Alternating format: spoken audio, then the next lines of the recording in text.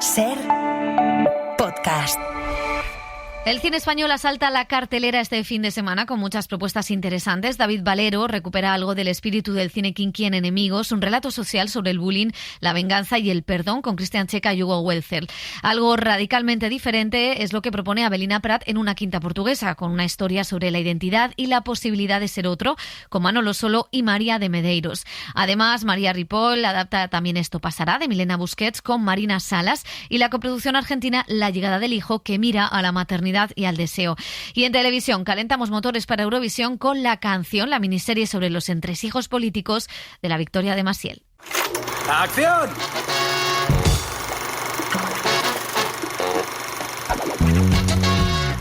El cine en la Ser con Pepa Blanes.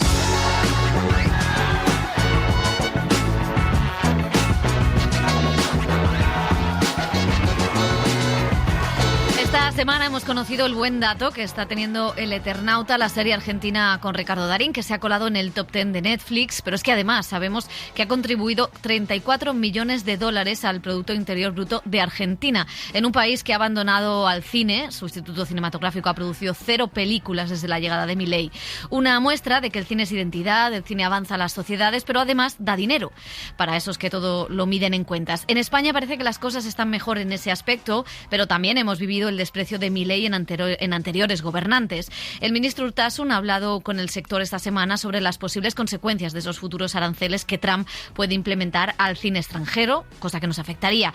Sin duda es un tema que va a estar presente en el próximo Festival de Cannes. Pero no queremos irnos del todo del tema del Eternauta, porque es bonito ver cómo los espectadores argentinos han hecho suya una serie que es el emblema de su país y una manera de reivindicar su historia de lucha, bastante parecida a la nuestra. Hacer El Eternauta es un acto político, no solo por lo que cuente la serie, sino por lo que representa, y hacerla en una plataforma que cotiza en bolsa, pero con un equipo 100% argentino. Ojalá Netflix, que ha producido 100 años de soledad y El Eternauta, 2 emblemas de la cultura hispana, se atreva a hacer algo de lo que estemos orgullosos aquí en España, donde, como decimos, la industria no está mal, pero sí vive un momento en el que todo puede cambiar.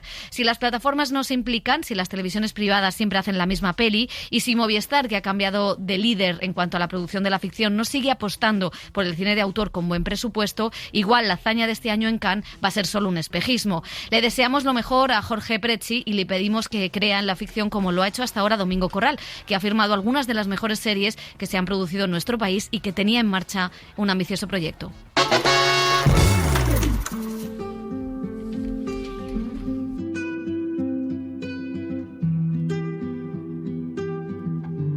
Yo tanto que se rompió, la mano rota con él, el dinero no cambió lo que pudo ser.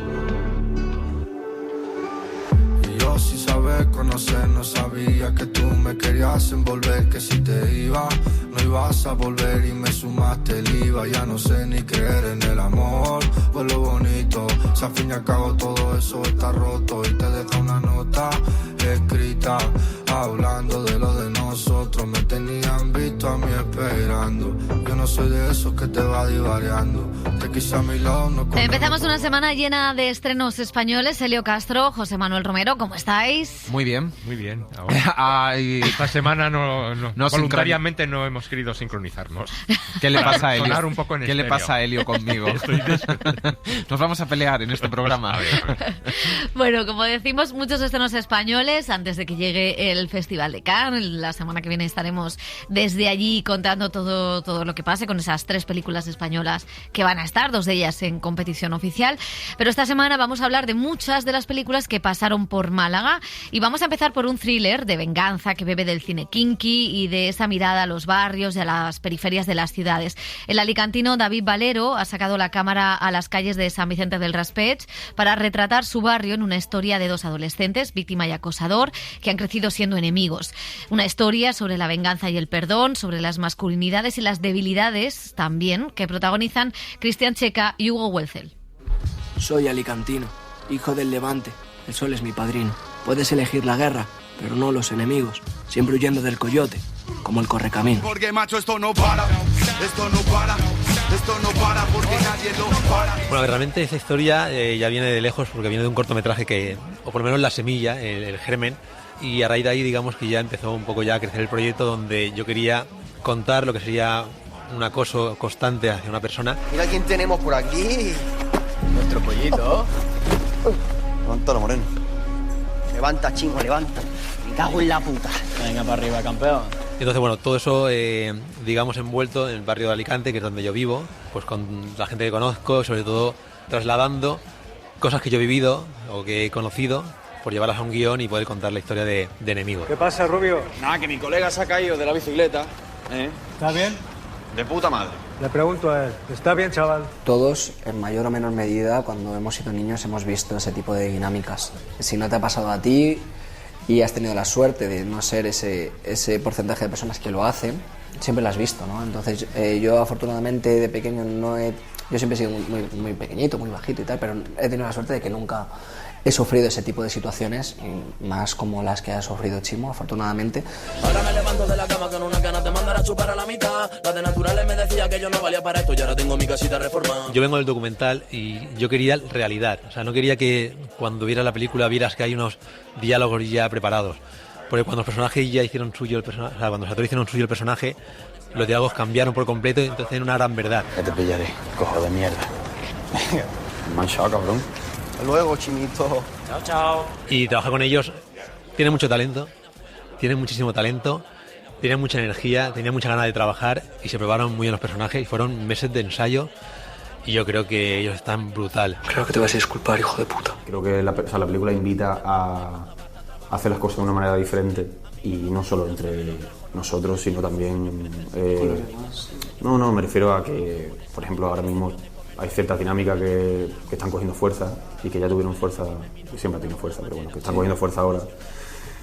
Y la película habla un poco justo de eso, ¿no? De que se puede hacer las cosas de otra manera y que se puede decir que no al odio y ser más valiente. Hoy la vida me ayudó, hizo que supiese ver lo que es agua pasar y ya no tiene que volver. Yo sí que es verdad que en una parte de la película, pues, bueno, se ve en el tráiler, tengo que hacer una parte de una canción y fue muy divertido.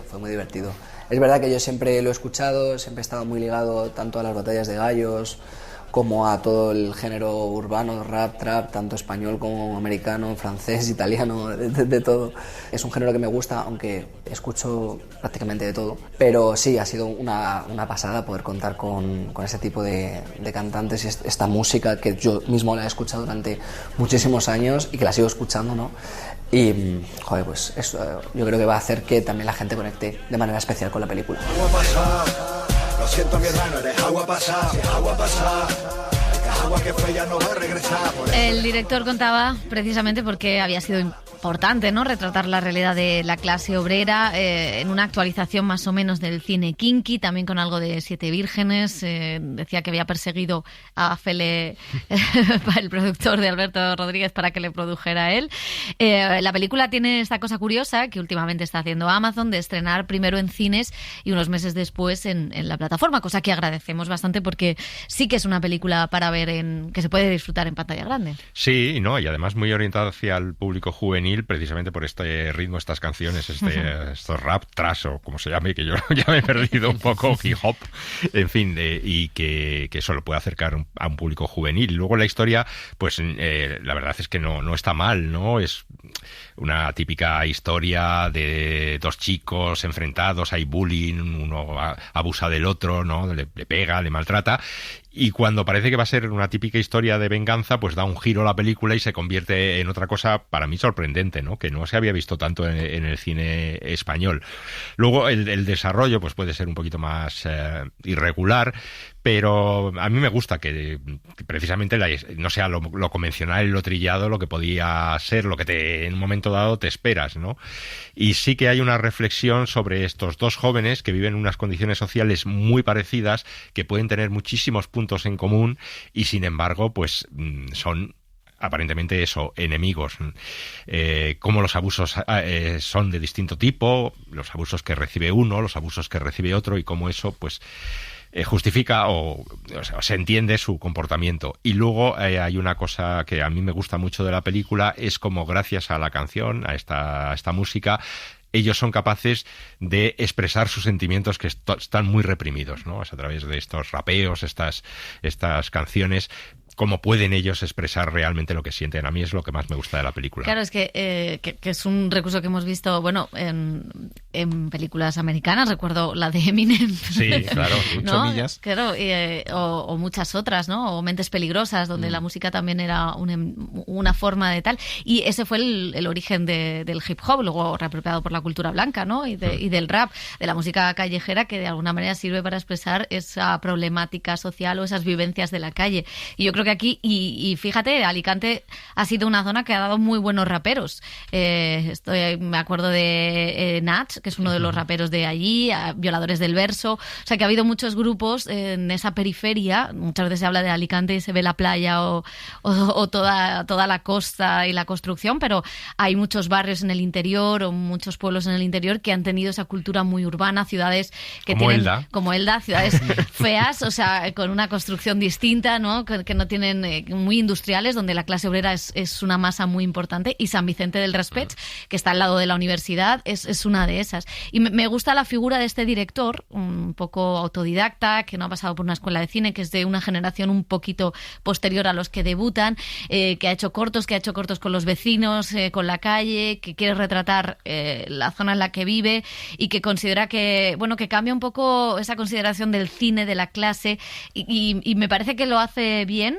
con los códigos del género, cambiando algunas cosas. Sí que es verdad que el inicio de la peli quizá está más visto, ¿no? De dos amigos, o sea, dos enemigos, dos jóvenes que se enfrentan, la violencia, el acoso, todo eso quizá me parece más visto, pero es verdad que la segunda parte de la película cobra otro aire, otro camino. Me parece que están muy bien los dos actores, que está muy bien recreado lo que es el barrio, y me parece que es una apuesta, bueno, quizá no rompe nada con respecto a este tipo de cine, pues hablábamos de Alberto Rodríguez o de Siete Vírgenes, pero sí que creo que es importante que se sigan haciendo este tipo de historias, que se hagan bien y que puedan conectar con un público joven que a lo mejor no es asiduo a las salas de cine y si va es para ver otro tipo de películas. Ojalá conecten. Sí, a veces no hay que romper nada, ¿no? Tampoco todas las películas tienen que buscar esa aspiración, y desde cierto convencionalismo o de ciertos arquetipos o parámetros que ya hemos visto en el cine se pueden crear buenas historias que tengan atractivo, que hagas el viaje emocional con los protagonistas y que te quedes con ellos, ¿no? Y que al final sí que pases ese tiempo con los personajes, con la historia que proponen y con la película.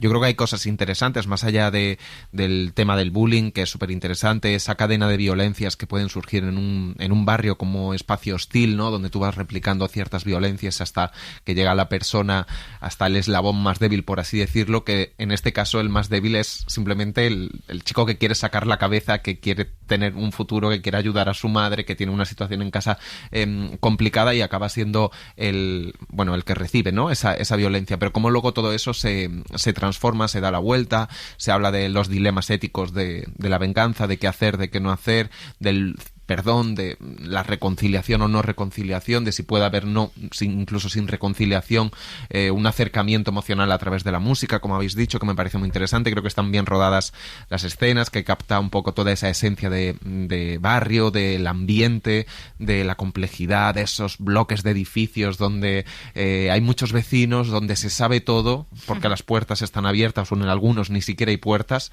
pero se calla mucho hasta que explotan las cosas. Me parece que todo ese ambiente está muy bien captado. Y luego los actores, a Cristian Checa, que lo descubrimos sobre todo con Los Márgenes, la película de Juan Diego Botto y Penélope Cruz sobre los desahucios, y que estuvo nominado al Goya Nobel. Está muy bien porque también tiene esta cara de bueno en cierto sentido, ¿no? Que le impide tampoco ser muy malote dentro de los códigos del cine.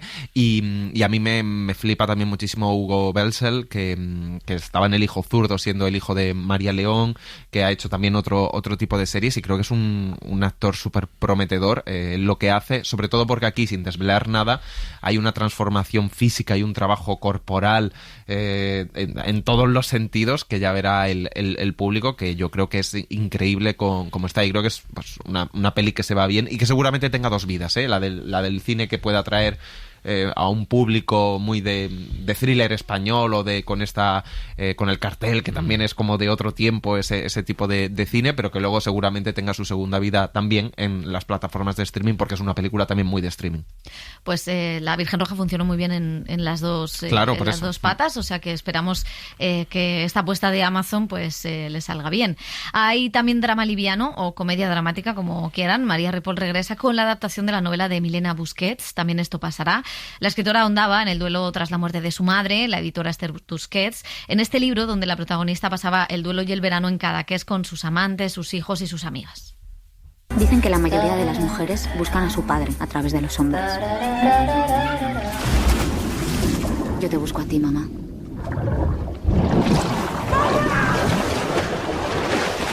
A mí los demás no me importan una. A ti los demás. No, tía, no me importan una mierda, no es verdad. Contigo aquí. Marina Salas interpreta ese trasunto de Milena Busquets. A mí me gusta mucho porque ya estaba desde el guión, que es una tía que es que es muy imperfecta, que no lo sabe hacer bien, ni con los hijos, ni con los hombres, ni con su madre, ni con su propia vocación, que aprende a hacerlo después, ¿no? Que no se ve en la peli, pero bueno, ella acaba descubriendo su vocación de escritora. Y se acepta en esa imperfección y me gustaba mucho poder retratar una mujer así. Para María Ripoll, el libro fue un refugio, como para muchas lectoras, tras la muerte de su madre, y compró los derechos sobre esta historia de una mujer que se refugia en el sexo. Porque las cosas pasan, pues te puedes agarrar a las cosas con una perspectiva más madura, más serena, ¿no? Que igual no pasó cuando tenía que pasar, que era hace 10 años, tenía que pasar ahora, porque mi mirada creo que era más serena, más habiendo sufrido por donde transita el personaje, habiendo hecho el proceso yo misma, ¿no? Bueno, pues ahí escuchábamos a Marina Salas y a María Ripoll sobre esta adaptación de la novela de Milena Busquets. ¿Qué os ha parecido? Que fue un éxito, exitazo de ventas, y que si todos los lectoras van a ver esta película, la verdad es que también será un taquillazo. Y que ahora ella ha escrito una novela que acaba de publicar sobre su experiencia en el rodaje. Comiendo con Albert Serra, conociendo a todos los actores y viendo cómo hacían de ella y de su madre, ¿no? Sí, bueno, la verdad es que la película, que habla de la maternidad, el peso de la madre, el duelo, ¿no? Que es algo muy difícil de retratar en el cine, porque claro, es un viaje interior muy doloroso, y que cada persona además lo pasa de una manera muy diferente, ¿no? Y ella, Milena Busquets, cuenta el suyo, ¿no? Y entonces claro, nos puede parecer, pues eso, un poco ligero, un poco superficial, vivencias de una pija, en definitiva, y que lo tiene todo, que tiene una casa fabulosa en Cadaqués y que se pasa un verano estupendo. A Carlos Cuevas, a Carlas Francino. Claro, tiene a todos chicos guapísimos a su lado, pero a mí la verdad es que la película tiene ese punto que también me gusta, o sea que es verdad, nos pone un duelo que quizá no compartamos, pero que bueno, es su duelo particular y que podemos comprender o intentar llegar a comprender. Y luego, pues claro, ya te digo que los aspectos exteriores pues pueden, no sé, rechazarlos, puede hacerse un poco antipático el personaje, pero a mí ya te digo que me seduce, ¿no? Me seduce la propuesta. Y luego me gusta mucho Marina Salas en su papel, creo que lo hace muy bien. Y en fin, yo creo que puede tener su recorrido y su éxito precisamente por eso, ¿no? Porque habla de maternidades y de la relación madre-hija, y que no es lo misma que... O sea, que si un hombre, me decía también la directora hablando con ella, si un hombre hace este mismo duelo, es menos criticable que una mujer, ¿no? Y es verdad, ¿no? Que ese comportamiento, ¿no? O sea, que es una película que a mí me interesó. Es verdad que puede parecer muy superficial, pero yo creo que trata temas muy, muy duros y muy profundos. A mí me parece que además está bien renovar, y que los temas de la comedia romántica, por así decirlo, o de las películas que inspeccionan un poco la pareja o el amor o el desamor, que el cine está siempre tratándolos, que sean un poco diferentes, ¿no? Que jueguen un poco con otra dimensión, y yo creo que la novela de Milena Busquets daba para eso. A mí me chirría un poco porque era un libro que, claro, es la voz de ella todo el rato, contando sus cosas, una voz muy particular y una voz muy propia, y al adaptarla al cine, esa voz en off no siempre me funciona, pero no siempre me funciona porque las voces en off son muy complicadas y suenan bastante artificiosas, claro, porque ¿no? es que el libro, es que he dicho Milena Tusquets, porque es la madre. Esther Tusquets. Entonces, sí, Susi claro, Sánchez en la película Susi Sánchez, y el libro es un monólogo casi prácticamente, ¿no? Y eso también es muy difícil de trasladar. Es muy difícil, entonces yo creo que... Y la película es muy fiel al libro, por lo que yo el libro no lo he leído, pero por lo que dice María Ripoll, realmente es casi al 100% literal. Sí, es la historia. Yo es que soy muy fan del libro y de la novela, y me marcó mucho durante un tiempo, y la verdad es que me gusta mucho.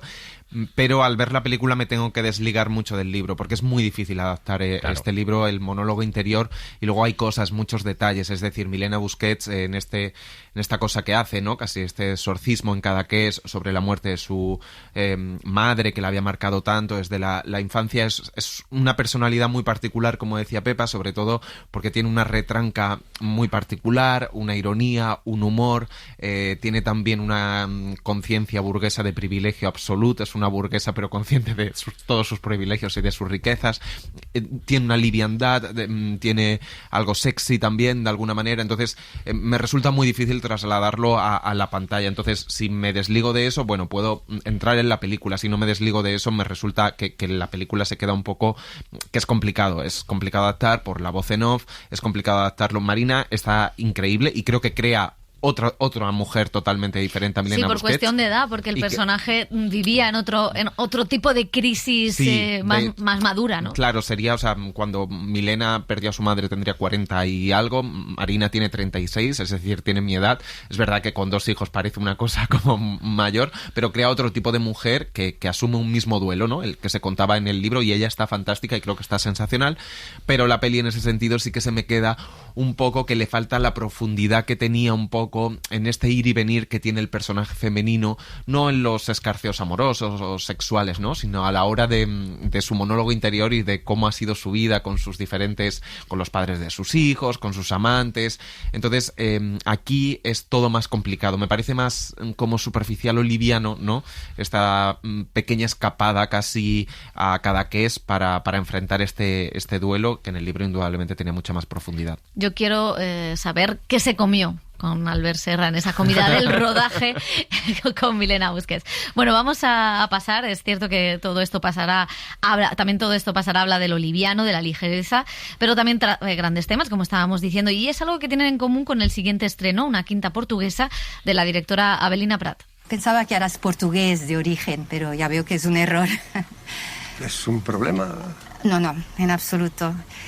Yo tengo que atender ahora a um cliente, pero Rita te explicará todo. Explico tudo ao Manuel. Eu vou estar lá embaixo, vem agora por causa das laranjas. Eles não vinham amanhã? Pois é, adiantaram a visita. Manuel, una cosa solo. Estos rosales, ni tocarlos.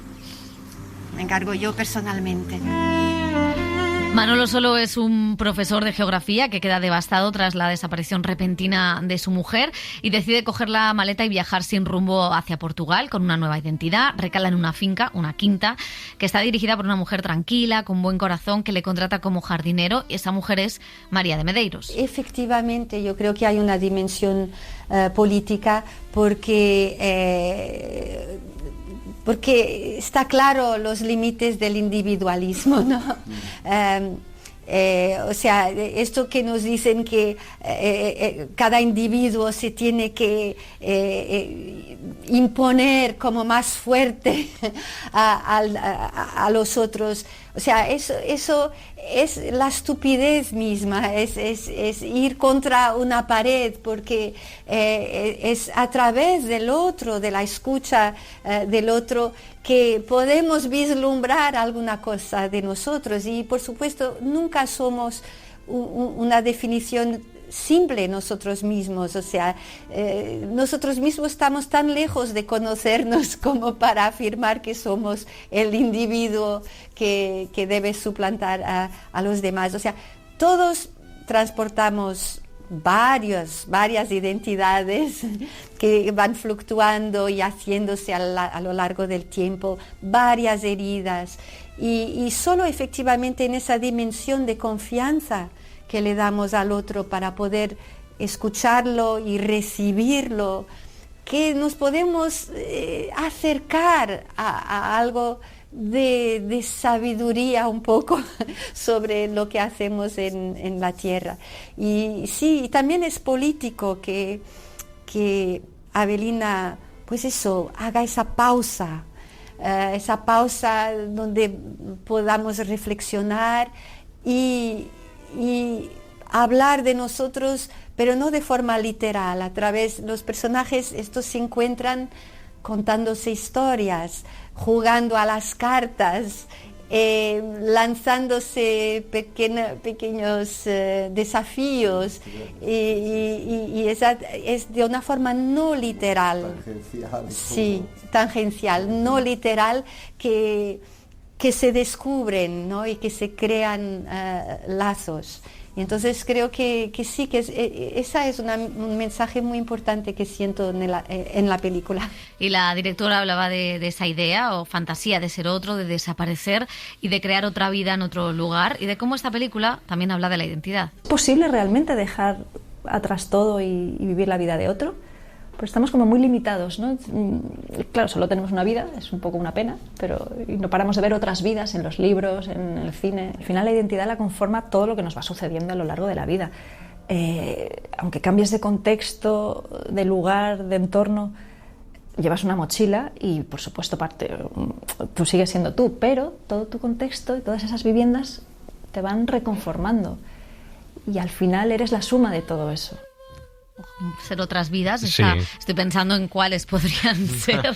Sí, es un tema. Yo creo que Saramago también ha escrito un poco sobre ese tema, ¿no? Y Millás también fantasea mucho sobre estos temas de, en un momento dado, cambiar tu vida, tu identidad, aparecer en otro sitio, ser otro, vivir otras vidas, ¿no? Que a mí la película... Bueno, Hitchcock también ha jugado con eso.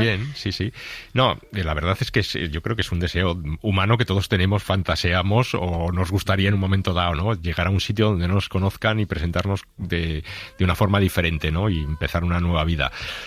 A mí la película, precisamente por eso, me sorprendió mucho. Me parece que es una propuesta muy, muy inteligente, y me gusta mucho que sea Portugal, ¿no? Porque joder, es un país que tenemos al lado que no es suficientemente conocido. Los portugueses dicen, y yo creo que con parte de razón, que de España ni buen viento ni buen casamiento. No, y es maravilloso. Y es maravilloso, y se ve en la película, claro, la quinta es maravillosa, preciosa. Pero también te da esa parte de quietud, de calma, de que hay paraísos cercanos y que son desconocidos y que los podemos descubrir también. Y luego el desarrollo de la película para mí flojea un poquito en la parte final, me parece a mí, que no dejando de ser interesante, porque ves como ese hombre, pues bueno, pues también tiene su propia experiencia con esa mujer que ha desaparecido de repente, que se ha ido y que él no sabe por qué, ¿no? Ni se lo explica. O sea que yo creo que es una película muy recomendable, con muchísimas capas, y además también me gusta un poco esa mujer que hace María de Medeiros, que también es una extraña en su propio país, que viene de Angola, que tuvo que salir de Angola con la guerra de la independencia, que llegó a Portugal, a una casa de una abuela, y que tampoco conocemos realmente de qué vive, cómo vive, por qué también ella se escapa. O sea que yo creo que es una película que guarda muchísimos secretos y está muy bien contado. Sí, si hablábamos de la levedad, ¿no? Hablando de la adaptación de Milena Busquets, aquí casi esa levedad se traduce en bondad, porque en realidad a los personajes les pasan cosas, no sé si terribles, pero sí golpes, ¿no?, que tiene la vida. Y cómo son distintos personajes que, si esto fuera una película americana, pues lo encajarían desde la violencia, desde el odio, desde el resquemor, desde el dolor, y sería otro tipo de historia. Y cómo aquí la directora se las ingenia para captar un buenismo no ingenuo, pero sí un buenismo de los personajes, de que todo lo que van haciendo al final nunca les lleva por un camino de hacer daño a los demás, sino sino todo lo contrario, ¿no? Y creo y esa forma de construir nuevas familias, de construir nuevas identidades, de construirse nuevamente uno al otro, de romper con...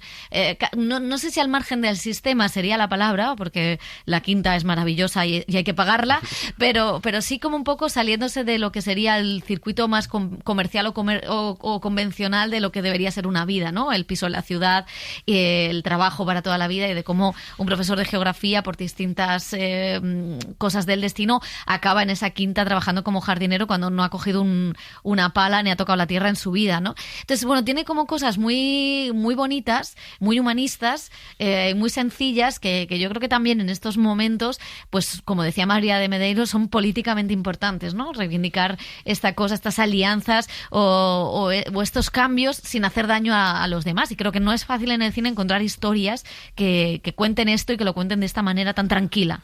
Ya, totalmente. A mí me encanta, la verdad. Creo que me coloca como espectador, ¿no? En un estado anímico, casi mental, de placer, de confianza en el otro, de escucha, que es lo que propone la película en cierto sentido, y creo que luego está llena de detalles, de pequeños gestos que le dan hondura a los personajes, no solo en lo narrativo, también en lo estético, ¿no? Me gusta mucho este profesor de geografía que donde en todas las casas hay una tele, él tiene un mapamundi enorme, ¿no? Y que dice que el control son saber dibujar y alguien, ¿no? Que está especializado en trazar líneas, fronteras, acaba cruzando su propia línea, ¿no? Se pone a prueba en ese sentido.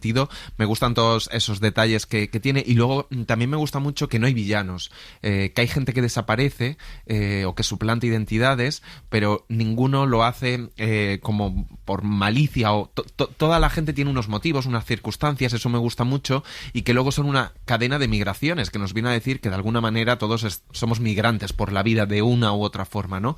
Y eso también me parece súper interesante, y era algo que ya exploraba en Basil, ¿no? Su ópera prima, donde también había un migrante en el centro y reconvertía, ¿no? esa relación. Y creo que sí que tiene una mirada hacia la empatía, hacia la bondad, hacia la confianza en el otro, hacia cierta esperanza. Hablábamos mucho de las distopías que estamos viendo en las series de televisión. Aquí hay como algo, aunque sea a pequeña escala, ¿no? Sí que hay una esperanza en esa empatía, en esa escucha, en esa confianza en el otro, en ese humanismo que decís vosotros, y me gusta muchísimo. Y creo que Manolo Solo está sensacional, como jardinero, sí, pero está muy bien, como este jardinero casi impostor, siendo consciente de ello, pero disfrutando esta nueva vida o quizá, ¿no? Experimentando estas otras posibilidades con las que podemos fantasear y con la ficción propia fantasea mucho, ¿no? Que al final acaba adquiriendo la película un poco un tono de fábula, ¿no?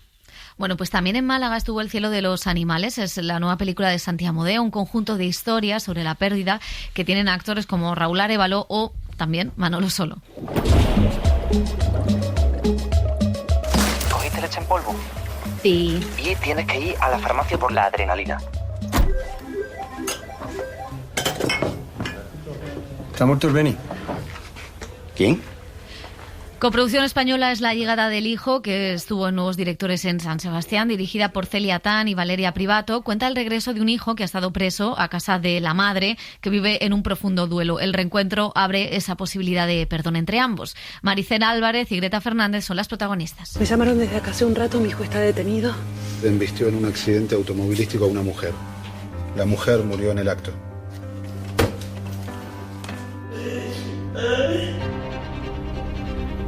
No sé qué hacer con lo que hiciste. Estás cansada. Hasta mañana. Que descanses.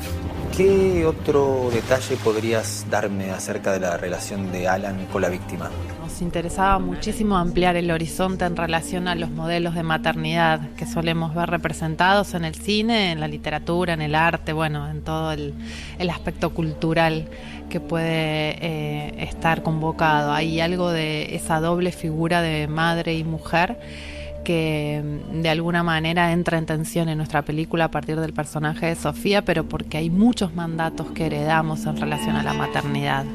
Hay algo de ese amor incondicional que se les pide a las madres hacia sus hijos, que muchas veces no tiene un límite claro. Y lo interesante es eso, ¿no? Que ella a lo largo de la película tiene que luchar con esta dualidad muy profunda que es amar a un hijo y al mismo tiempo tener que duelarlo en vida, porque el hijo hizo algo que está fuera de los límites del perdón.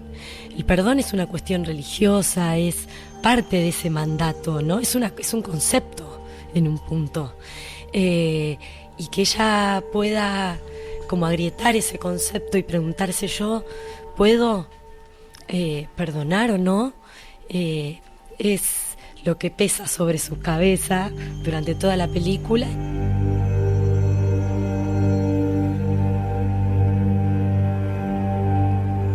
Nosotras venimos acá a hablar de la llegada del hijo, pero también representamos a una industria, también representamos a un país que está, sufriendo muchísimo los avatares de algo que está pasando en el mundo, ¿no? Que es como un cambio de paradigma muy grande, en donde, entre otras muchísimas cosas, el arte empieza a ser un producto de lujo, ¿no?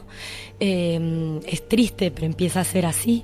Películas como la nuestra, como La llegada del hijo, como La novia del desierto, que fue nuestra película anterior, van a dejar de existir, básicamente, porque el Instituto de Cine, que aún está en pie, ha retirado todas las ayudas y los apoyos, por supuesto a festivales y al fomento del cine en general.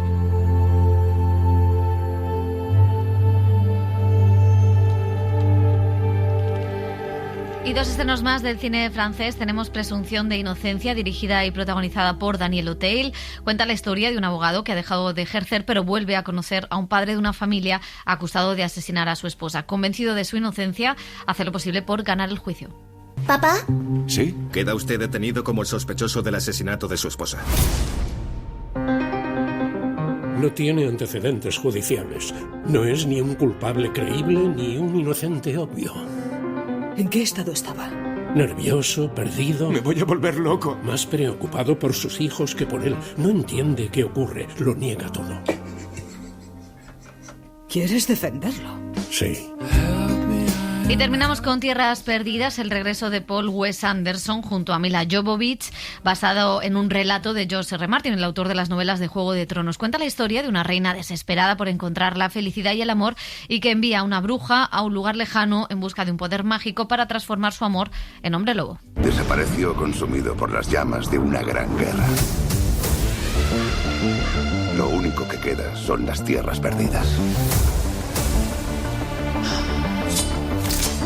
Estoy buscando a un guía que conozca las Tierras Perdidas. ¿Por qué quieres ir allí? Estoy buscando un gran tesoro, un poder inmenso. ¿Son amigos tuyos? No tengo muchos amigos. Yo tampoco.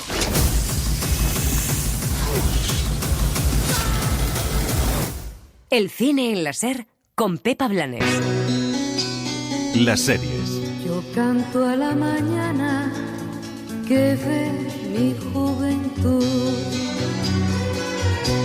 y al sol que día a día nos trae nueva inquietud. Todo en la vida es como una canción. Te cantan cuando naces y también en el avión.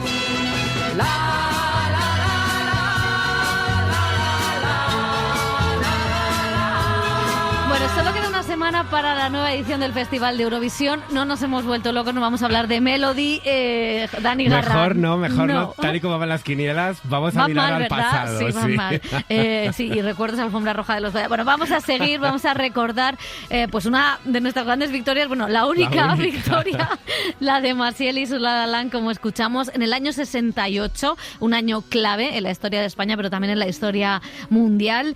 Y es que esta semana llega a Movistar Plus La Canción. Es una serie, una miniserie que recrea este momento histórico. Sí, el dúo de guionistas formado por Pepe Coira y Fran Araujo, responsables de Hierro o Rapa, dan un giro a lo que nos tenían acostumbrados para contarnos cómo se fraguó la participación y posterior victoria de Maciel en Eurovisión. La Canción es una serie de 3 capítulos, ya disponible en Movistar Plus, que narra no solo el triunfo de la cantante, sino que además recrea ese momento histórico en una España con ganas de cambio y un deseo de mayor libertad por parte de la sociedad sociedad. Patrick Criado interpreta a un joven ejecutivo obsesionado por ganar el certamen, con Carolina Juste como Maciel y Marcel Borràs como Joan Manuel Serrat. Pues para ganar el festival necesitamos algo moderno. La clave es la canción. Siempre es la canción. Pues tenemos 4 meses. ¿Cómo la encontramos? Haces concurso. Se presenta a todo el mundo y eliges el mejor. Muy bien. Pues empezamos por ahí. Alejandro Marín es el director de la serie y Patrick Criado el protagonista. ¿Qué tal? ¿Cómo estáis? Muy bien, feliz de estar aquí. Igualmente. Gracias por venir. Bueno, Alejandro, hace tiempo que no hablábamos contigo, la verdad. Con Patrick lo hemos visto un poquito más últimamente. De hecho, lo hemos visto cantar la internacional y ahora hacer un poco de fascistilla moderado. Sí. ¿Cómo ha sido ese cambio? Vamos a empezar por ahí. Lo que me ponga. Según me levante. Sí, ahora, bueno, no sé si fascistilla Esteban Guerra, lo que sí que...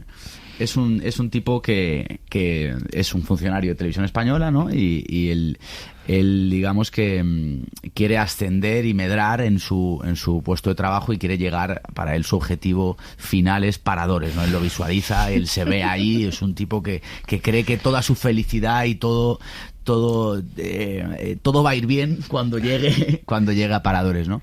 Y se le plantea la posibilidad de hacerse responsable del Festival de Eurovisión, con todo lo que luego va a conllevar y con todo lo que vamos a contar de esos entresijos que hay detrás de la victoria de Maciel, ¿no? Y es una persona que al final acaba teniendo un viaje pues introspectivo, así se acaba viendo a sí mismo en un espejo, ¿no? Y acaba como, bueno, no que acabe, pero que muestra un poco también la realidad y el contexto histórico de aquella época, de personas que, pues que no pudieron ser y no pudieron mostrar y no pudieron vivir como ellas querían, por el peso de un régimen franquista que oprimía, ¿no? Y los dos habéis hecho ficciones históricas o de la historia reciente. La verdad es que no sé qué tiene la historia y qué tiene la ficción sobre la historia que permite mirarnos en el presente. No sé si eso es una de las cosas que os atrae a los dos, cada uno en vuestro puesto. A mí personalmente sí, o sea, como que revisitar estos episodios como de la historia reciente de España, ¿no? Y sobre todo traerlo al presente, darnos cuenta de que hay cosas que no han cambiado tanto, ¿no? Y poder reflexionar sobre ellas. Y por otro lado también como disfrutar un poco también de esa nostalgia, como yo también creo que es divertido, ¿no? O sea, igual que se sentaron en su día para ver a Maciel cantando la a toda la familia, pues también hemos intentado traer esa cosa, ¿no? Como de historia de España, de traerla a día de hoy y con el tono divertido y entretenido también para que eso suceda con la serie. Y egoístamente a mí personalmente es como una manera como de estar en constante aprendizaje, ¿no? Como de estas historias que obligan a documentarse, a estar un poco con un rigor también y tener una hoja de ruta que hay que seguir porque está ya escrito, ¿no? Entonces a mí sí me interesa. Sí, yo creo que todo lo que hable de nosotros y hable de nuestra historia y hable de un momento histórico particular y concreto, ¿no? Y eso nos invite a una reflexión, siempre es interesante, ¿no? Y aquí en esta serie contamos la hazaña de cómo se consiguió esa victoria, ¿no? Y todo lo que hay detrás, el intento de blanqueo de un régimen para blanquear, ¿no? La dictadura y para abrirse al mundo, ¿no? Y todo lo que eso conllevó y todo contado también con mucha ironía, con mucha comedia, en un tono distendido, espontáneo, ¿no? Que yo creo que es muy acertado en la serie, ¿no? Que te diviertes, ¿no? Contando con esta historia. Hablabas, Alejandra, del rigor histórico y de la documentación para llevar a cabo esta serie, pero ¿cómo encuentras la libertad creativa? Porque yo creo que la hay, ¿no? Para cuando estás hablando de hechos que han ocurrido, que son reales. Pues yo creo que como teniendo una base como muy asegurada, ¿no? O sea, como que partir de algo que sabíamos que queríamos reproducir, como el escenario, como reproducir el vestuario, ¿sabes? Como tener unos pilares que eran obligados, por así decirlo, porque al final también la gente, o sea, es tan icónica la Victoria que, ¿no? Encima también claro, está el mundo... vestido. Claro, exacto.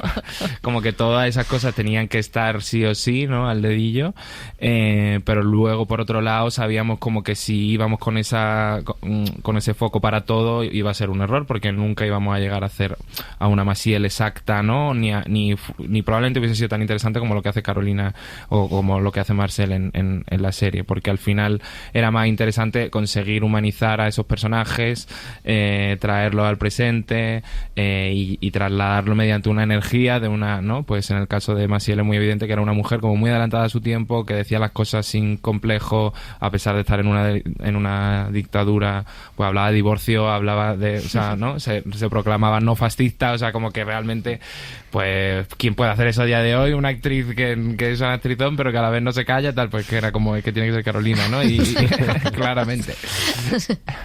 Y, claro, la serie, es que me estoy acordándome de Carolina, la serie cuenta todo el rato con esta cosa que decía Patrick de querer blanquearse a través de Eurovisión y que de alguna manera ganan Eurovisión y es verdad que la imagen está ahí, pero la serie juega siempre a, bueno, sí, pero, ¿no? Entonces vamos a contarte también esas protestas las que luego cantó Raimon, vamos a contar otro tipo de, bueno, cómo era el régimen real y cómo al final pues tampoco le sale tan bien, ¿no? Al régimen la victoria de Eurovisión. No sé si era uno de los objetivos. Total. Que la serie no cayera en, bueno, ganamos y qué bien, que está bien, pero... Es que era la única manera de que tuviera sentido, ¿no? Como pues traer de nuevo esa victoria que todo el mundo recuerda, pero también plantear la cara B, lo que estaba pasando en paralelo, lo que significaba y sobre todo para mí lo importante y lo que más me atrajo del proyecto cuando me llamaron fue que a pesar de todo el engranaje que se montó dentro de la dictadura, todo el juego de despachos en el que está Esteban involucrado y demás,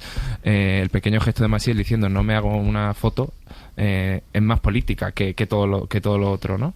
Entonces eso era como para mí lo interesante, como a pesar de pues que todavía quedaban 7 años de dictadura, ¿no? Y es una victoria, pero no podíamos acabar y fuegos artificiales y fin, sino como teníamos que ver a través del viaje del personaje de Patrick, pues esa España que sí que tiene un destello, ¿no? De libertad, pero que todavía le falta mucho por llegar a ella. Además es interesante como algo tan relevante como ganar el Festival de Eurovisión, que es algo que solo se ha conseguido una vez en la historia de España, luego no haya habido más ficciones o más, no sé, haya quedado un poco en el olvido, ¿no?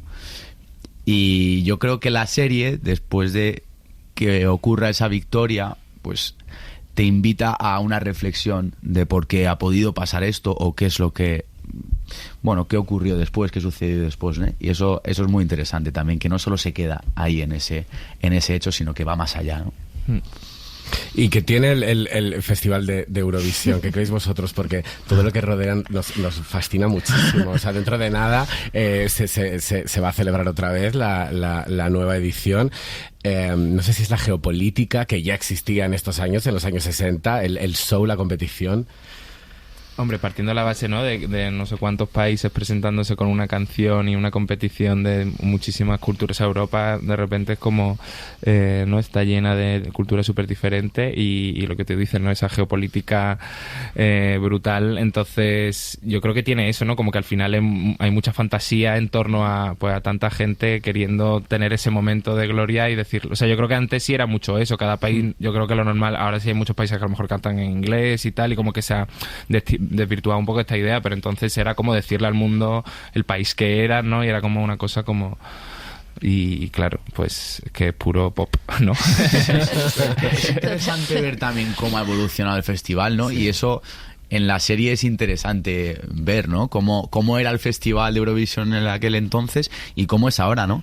Como qué era lo importante en aquel momento y y ahora, ¿no? Que ahora hay más una puesta en escena, una coreografía, pues unas luces, algo como mucho más, digamos, externo, ¿no? Y antes estaba la orquesta. Y allí. antes estaba la orquesta en directo, estaba el artista, la artista y poco más, ¿no? Claro, lo máximo que se elegía era si era con pie de micro o sin pie de micro, que eso es de la serie. Eso de la serie. Esa era la puesta en escena, la decisión. Sí, es muy interesante ver esa evolución del propio festival.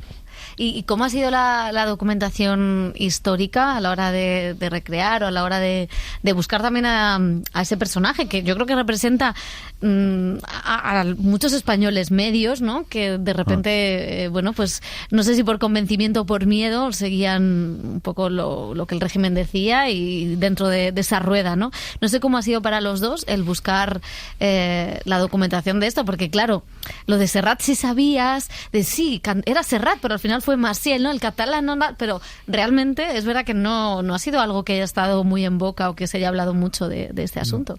Yo de hecho no lo sabía cuando me leí el guión.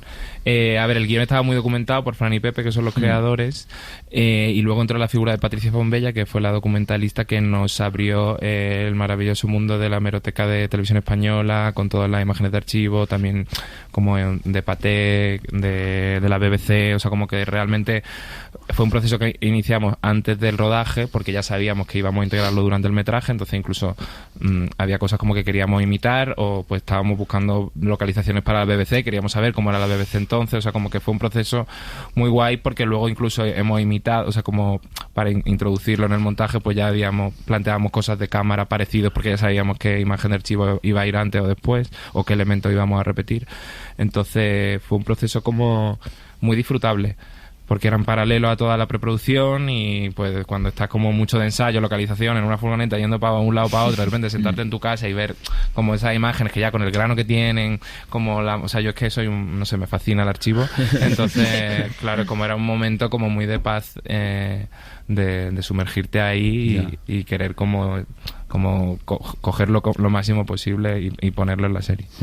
Sí, yo creo que ya el propio guión te muestra muy bien y te explica muy bien qué es lo que pasó detrás de la victoria, ¿no? Y detrás de que Maciel ganara Eurovisión. Y yo me intenté informar mucho, sobre todo a nivel el contexto histórico, ¿no? Qué ocurría en España en aquel momento, pues a nivel social, qué estaba pasando, ¿no? Hay reportajes de televisiones, hay podcasts incluso sobre la España de los años 60, de la década entre los 60 y los 70, ¿no? Y entendiendo pues esa España y con lo que contábamos en el guión, pues de eso ha salido un poco la serie. Y en el caso, tu personaje es muy interesante porque es verdad que es, bueno, al final es un despertar. Tú decías un viaje, sí. Pero bueno, es entender que la vida son muchas más cosas. Está también lo queer, que yo creo que también conecta con tu película anterior, Alejandro. Está también el hecho de que tu personaje pasaba de la música y de repente se emociona, o sea, no solo quiere un ascenso, sino que le está gustando lo que está haciendo. O sea, que hay como cosas muy interesantes que también hablan de una conciencia política a través de, quizá no como entendemos lo que es una conciencia política, pero sí que de alguna manera es el despertar de una conciencia política. O sea, que a lo mejor tu personaje luego iría a una manifestación contra la dictadura. Puede ser. Lo dejamos ahí el personaje está en un punto, justo termina en un punto en el que puede coger varias direcciones. Pero no va lo para mismo puede acabar totalmente. Puede acabar en una manifestación contra el gobierno o a favor del gobierno, ¿no? Está como ahí en tierra de nadie. O sea, yo creo que era interesante porque realmente era un personaje muy complejo, o sea, como que, y suerte que está Patrick detrás de él, porque apetece seguirlo a todos lados y tiene una luz que es increíble, pero realmente escrito, Fran y Pepe se arriesgaron mucho a coger un personaje que realmente podía ser muy desagradecido, ¿no? Porque de repente una persona que su ambición efectivamente es ir a paradores, que simplemente es como que él quiere como su trabajito, su novia, el piso, ¿sabes? Como que parece, o sea, como un básico de libro que diríamos ahora,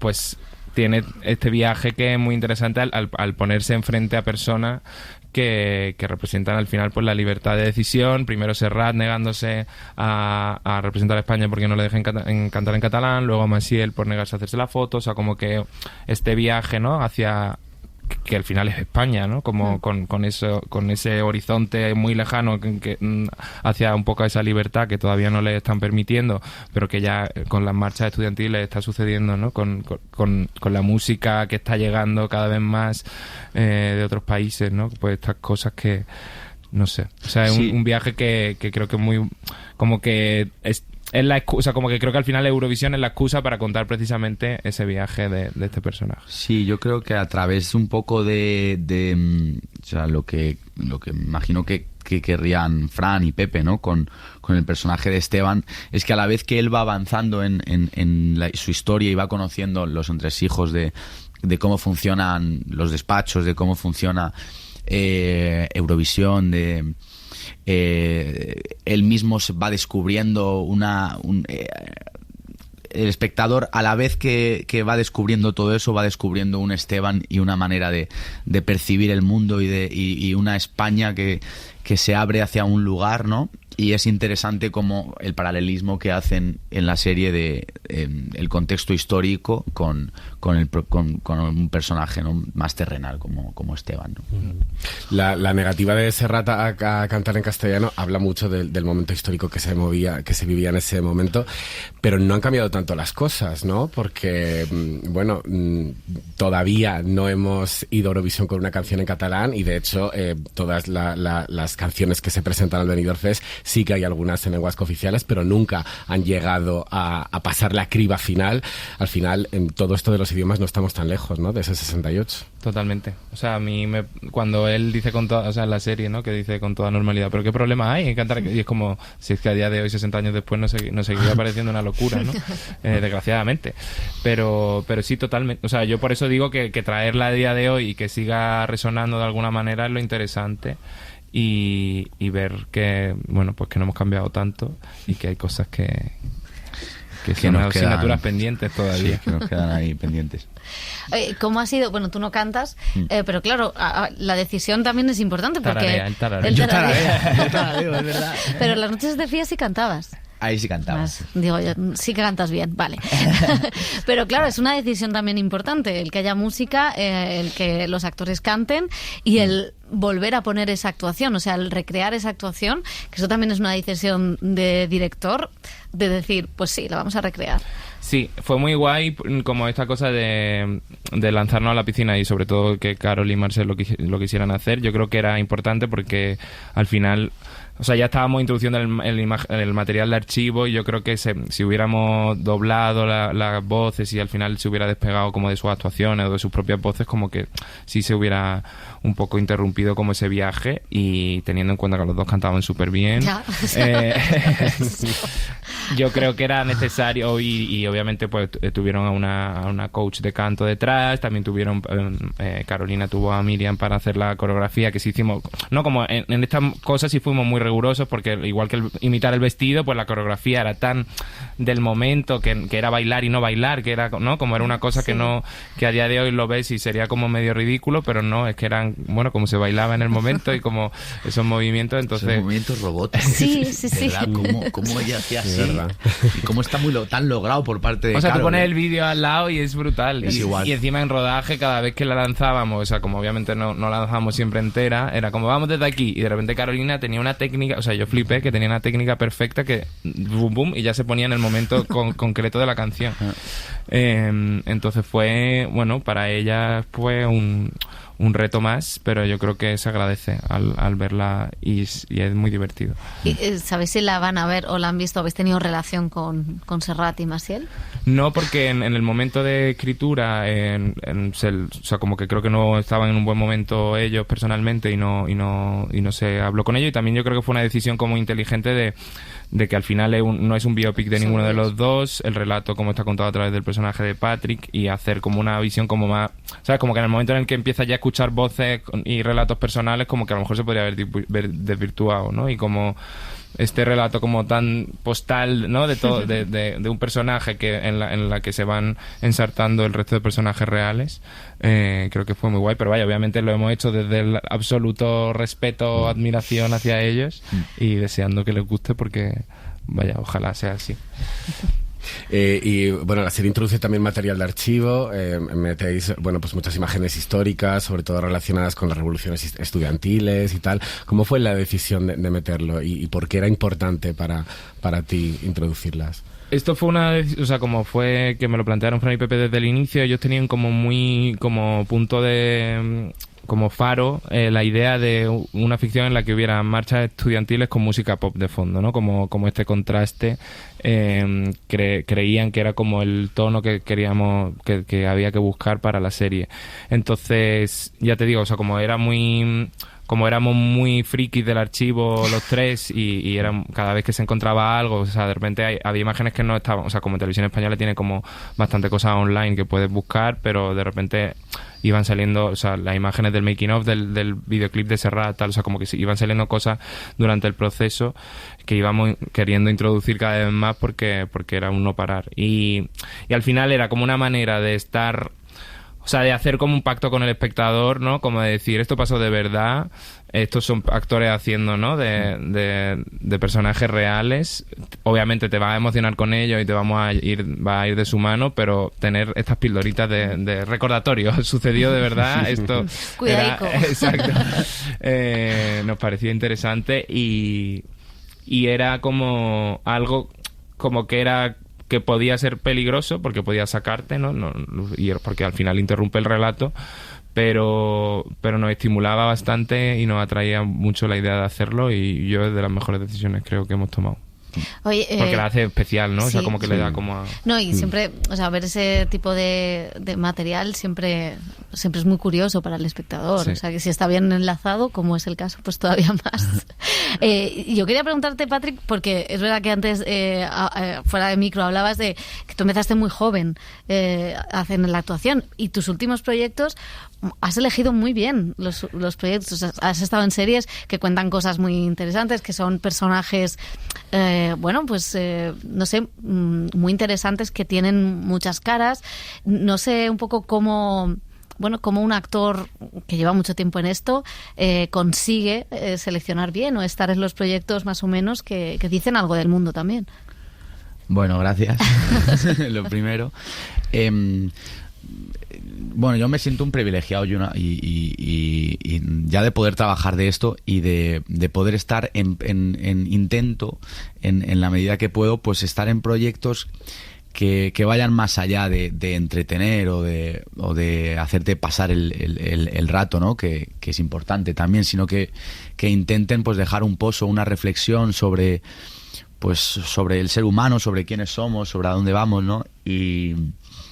Y pues tanto, por ejemplo, en La Virgen Roja, ¿no? Que contaba pues una historia de los años 30 en España, ¿no? Que realmente pues que sucedió y pasó, ¿no? Y que encima no se conoce. Entonces era tan relevante que un hecho como el asesinato de Hildegard Rodríguez por parte de su madre, una mujer feminista de aquella época que era un referente europeo, ¿no? Que no se conozca, que no se haya estudiado en los libros, y que me ofrecieran la oportunidad de participar en ese proyecto y de poder contar esa historia ya era un privilegio del cual no podía escapar, ¿no? Era por responsabilidad propia, ¿no? Y de wow, qué fuerte que no se conozca esto, ¿no? Y en el caso pues y en el caso de la canción, pues igual también, ¿no? Momentos históricos que te hacen reflexionar y que te hacen pensar por qué ocurrieron, ¿no?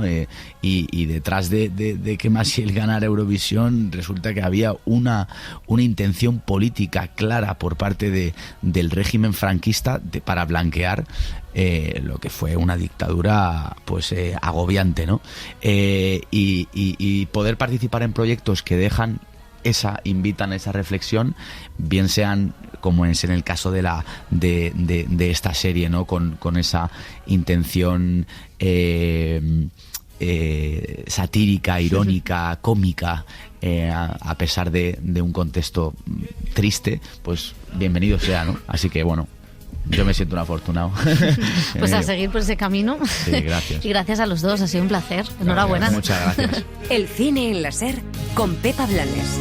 Y canto al día en que sentí el amor.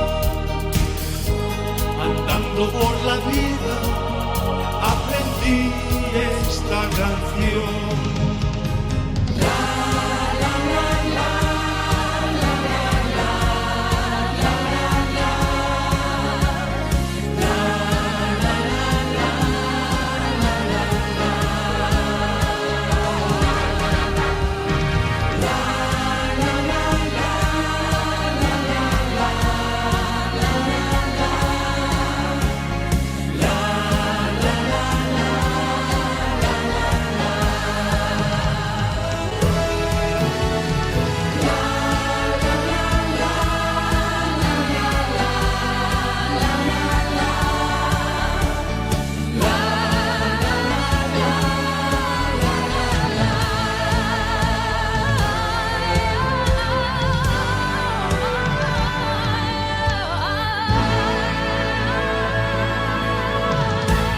Para no perderte ningún episodio, síguenos en la aplicación o la web de la SER, Podium Podcast o tu plataforma de audio favorita.